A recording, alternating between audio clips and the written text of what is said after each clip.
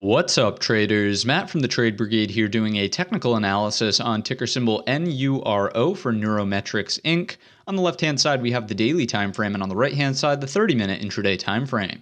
First things first, we actually have covered this stock on the channel in the past. If I scrunch up the chart, it was way back in here as it was making this kind of crazy descent from the prior earnings cycle that we had seen. So all things considered, it just goes to show that this stock has a history of sort of giving us pops and then massive drops, pops, drops, so on and so forth. Looks like every move that we've seen higher so far has been retraced nearly 100%. So what does that mean for the current move? Well, it's not to guarantee that it has to retrace 100%, but I would say that the odds would favor a 100% retracement, at least towards this area right around here, 5 maybe the gap close. I would just be looking out for that. And today's candle structure would certainly suggest that with the large upper wick, right? At one point in time, the buyers had it way up here, 740, but were unable to sustain it there and consolidate high and close it high. Instead, the sellers kind of took control and definitely took back more than 50% of the range. So let's quickly start with a new daily roadmap of just the most obvious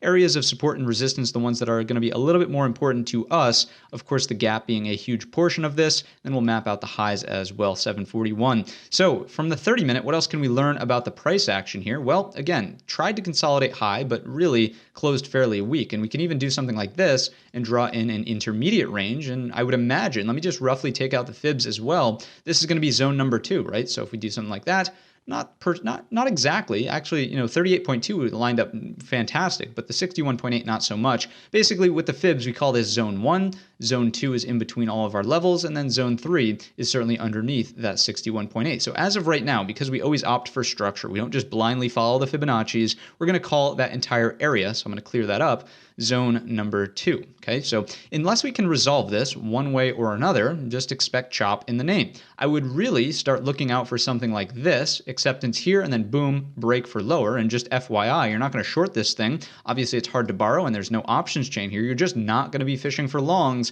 if we start breaking down underneath 633, which we are doing in the post market. So not looking like a great setup based on the daily and based on the 30-minute and what's going on in the post market. The only bullish trade in my estimation is if for some reason we can open it back inside of this range and we pressure this area here at 686 enough, maybe there's a breakout back to high of day 741. And then after that, let's search for one more target together just so we know where the potential is for this thing to run. We'll call it 833. And I'm giving the stock the benefit of the doubt, to be honest with you. I could have called it early here at these wick highs, but I'm just going to go ahead and again give it the benefit of the doubt. If it's going to run, maybe it happens on solid volume. Maybe there's enough there to really give it a momentum style move. That's what I would use as the next target, 833. Just to give you a ballpark on volume, if this is going to make a move higher tomorrow and give us that breakout scenario we just discussed, volume has to be on par with, at least in my estimation, 5 million shares per 30-minute bar. Otherwise, not likely that you get the breakout. That's going to wrap up the video here. If you enjoyed it or learned anything new, let me know in the comments section or by giving the video a thumbs up. Don't forget our main channel is linked in the description.